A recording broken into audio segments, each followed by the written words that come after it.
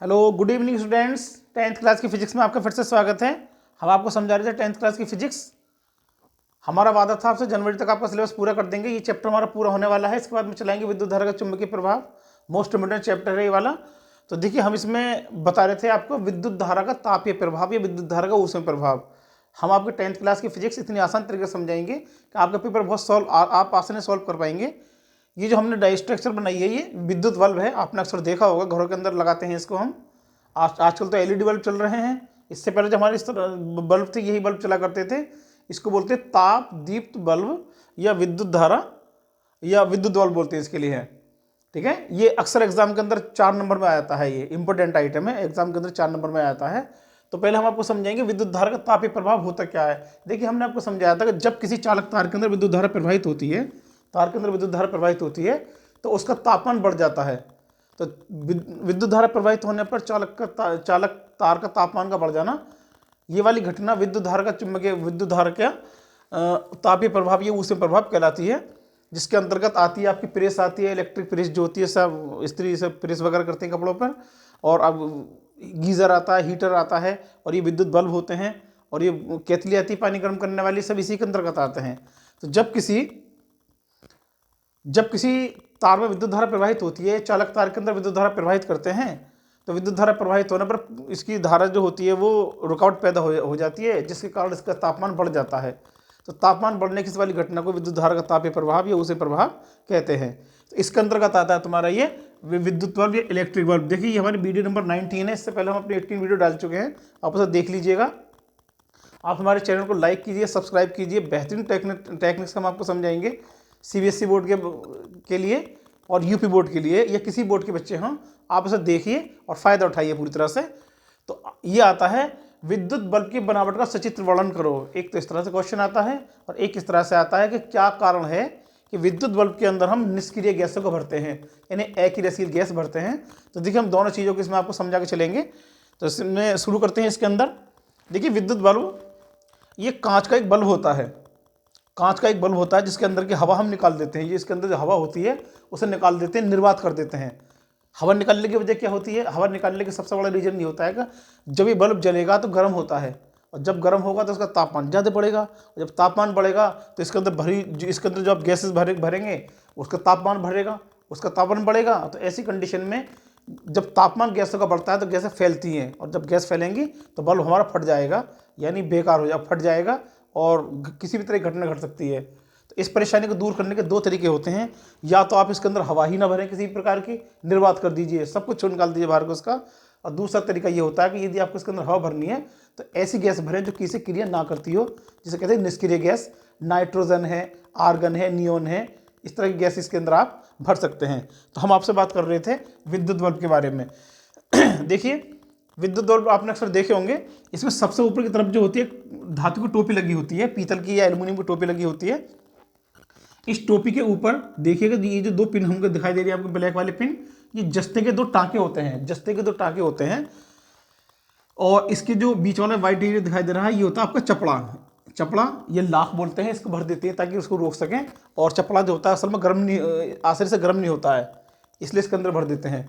और इसको हम होल्डर में रोक सकें आसानी से, इसलिए दोनों तरफ 2 पिन लगा देते हैं यहाँ पर, ताकि होल्डर में आसानी से ये रुक सके। ठीक है।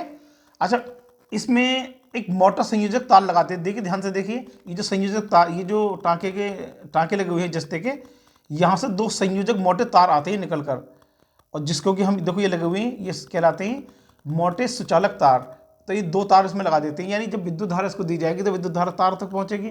तो तार तक पहुंचाने के लिए यहाँ पर हम पहले तो कांच का एक छोटा सिलेंडर बनाते हैं इसके अंदर, इसको, ताकि एक दूसरे से ये अलग अलग रह सके। इसको इस तरह से बनाते हैं कि दोनों तार एक दूसरे से अलग अलग रहें। अगर अलग ना रहेंगे तो आपस में मिल जाने का खतरा होता है, टूटने का खतरा होता है। ठीक है ना। उसके बाद में ये इसमें कांच की एक मतलब छड़ होती है। देखो, दिखाई दे रही है आपको कांच की छड़ वाली। इसके अंदर 2 सुचालक तार होते हैं, और ये कांच का बल्ब होता है। अच्छा, ये जो 2 सुचालक तार होते हैं, इसका संबंध हम टंगिस्टन के तार से कर देते हैं। टंगिस्टन एक धातु होती है। टंगिस्टन का तार इसलिए लेते हैं कि टंगिस्टन का हम बहुत बारीक से बारीक तार बना सकते हैं। और टंगिस्टन एक ऐसी धातु होती है जिसका गलनांक बहुत अधिक होता है। गलनांक समझ लीजिए आप। गलनांक का मतलब अगर आप इसे गर्म करेंगे इसको टंगिस्टन को, तो करीब करीब 3400 डिग्री सेंटीग्रेड पर ये पिघलता है। 3400 डिग्री सेंटीग्रेड पर ये पिघल जाता है।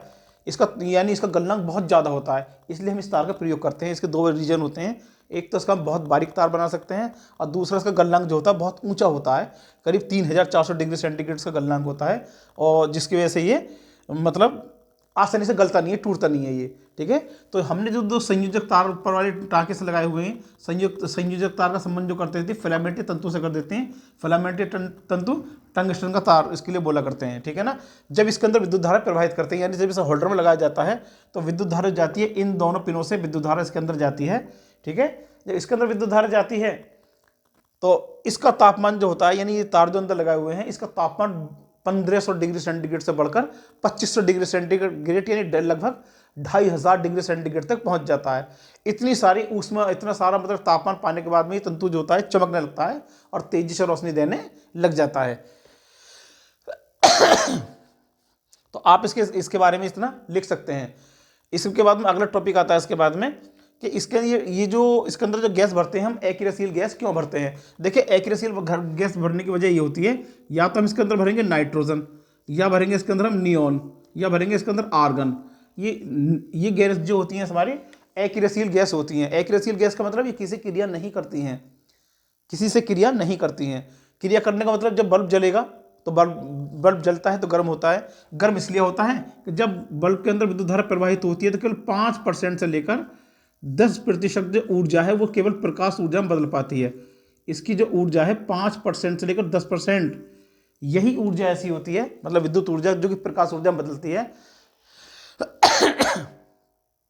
बाकी लगभग 90% ऊर्जा तो इसकी से ज़्यादा बेकार चली जाती है। बेकार कहाँ जाएगी? वो ऊर्जा जाती है बल्ब को तापमान बढ़ाने में। तुमने अक्सर देखा होगा बल्ब को छूकर देखा होगा, ये बल्ब जो होता है अक्सर गर्म हो जाता है। बल्ब जो होता है अक्सर ये गर्म हो जाता है। गर्म क्यों हो जाता है? कि केवल 5% से लेकर 10% विद्युत धारा इसको मतलब जो इसके प्रकाश ऊर्जा में बदलती है, बाकी सारी की सारी जो होती है इसको उसमें उसका ताप बढ़ाने में चली जाती है। ठीक है ना। ये जो टंगस्टन का तार होता है, हमने इसके बारे में आपकी बात बताया था कि ये 3400 डिग्री सेंटीग्रेड पर पिघलता है ये। ठीक है ना। अच्छा, इसके अंदर एक कमी और होती है, थोड़ी कमी भी होती है इस वाले बल्ब की, कि देखिए ये जो लगा हुआ है, अगर टेम्परेचर इसका 2100 डिग्री सेंटीग्रेड पहुंच जाता है तो 2100 डिग्री सेंटीग्रेड पर धीरे धीरे पिघलना या गलना हल्का सा, मतलब ये भाप देने लगता है, वाष्प निकलने लगती है इससे। तो भाप जो निकलने लगती है तो भाप बल्ब के अंदर जम जाती है, जिसकी वजह से धुंधलापन आ जाता है, यानी प्रकाश हमको थोड़ा सा कम मिलता है काफ़ी दिनों के बाद में। बल्ब आपको दो तरह के होते हैं इसमें, एक तो अच्छी क्वालिटी का बल्ब होगा, एक घटिया क्वालिटी का बल्ब होता है।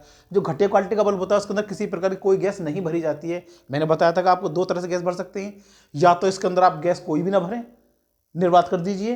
तो जो सस्ते वाले बल्ब आते हैं, घटिया क्वालिटी के बल्ब आते हैं, उसके अंदर गैस इसके अंदर नहीं पाई जाती, यानी इसके अंदर से गैस हम निकाल देते हैं। और जो अच्छी क्वालिटी के जो बल्ब आते हैं उसके अंदर हम नाइट्रोजन, नियॉन या आर्गन या झेनॉन जो एक्रेसिल गैस होती है वो गैस इसके अंदर भर देते हैं। एक बार और समझा देता हूँ उसके लिए। जब इसके अंदर विद्युत धारा प्रवाहित की जाती है तो विद्युत धारा प्रवाहित करने पर ये जो फिलामेंट या तंतु लगा हुआ है टंगस्टन का तार, इसका तापमान बढ़ जाता है 1500 डिग्री सेंटीग्रेड से लेकर 2500 डिग्री सेंटीग्रेड पहुंच जाता है।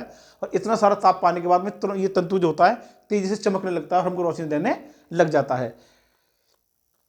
इसमें बल्ब के ऊपर लिखा होता है, एक इसकी चीज को समझ लेंगे, बल्ब के ऊपर लिखा होता है 100 वाट 230 वोल्ट, ये लिखा होता है बल्ब के ऊपर। इसका क्या मतलब होता है? इसका मतलब होता है बल्ब की क्षमता। बल्ब की क्षमता का मतलब ये होता है कि ये 100 वाट विद्युत ऊर्जा लेता है। इसकी क्षमता 100 वाट होती है। और 220 वोल्ट पे यदि इसको जलाया जाए तो इसकी क्षमता 100 वाट होती है। और 100 वाट का मतलब ये हो गया कि ये जो बल्ब होगा एक सेकंड में 100 जूल ऊर्जा खर्च करेगा। 100 जूल ऊर्जा खर्च करता है एक सेकंड में। 100 जूल ऊर्जा, अगर 100 वाट का लगाएंगे तो 100 जूल ऊर्जा खर्च करेगा, और 50 वाट का लगेंगे 50 जूल ऊर्जा खर्च करता है, और 500 वाट का लगाएंगे तो एक सेकंड में 500 जूल ऊर्जा खर्च करता है। आजकल जो एलईडी बल्ब चल रहे हैं अच्छी क्वालिटी के, 9 वाट का 10 वाट का बहुत अच्छा बल्ब आता है, 12 वाट का, आप उसे लगाइएगा, वो बहुत कम विद्युत धारा लेता है, यानी बहुत कम विद्युत धारा लेता है, उसका वेस्टेज भी नहीं होता है। तो जितने में आपका ये वाला एक बल्ब जलता है उतने में आपके 11 विद्युत बल्ब, ये सफ़ेद वाले बल्ब जो आ रहे हैं एलईडी बल्ब, वो जल जाते हैं। तो आप जाकर इसका प्रयोग कीजिए और हमारी वीडियो को आप देखिए, लाइक कीजिए, सब्सक्राइब कीजिए। हम आपके लिए इसी तरह की वीडियो, इंपॉर्टेंट वीडियो डालते रहेंगे। आप हमारी अगली वीडियो का इंतजार कीजिए। Have a good day students.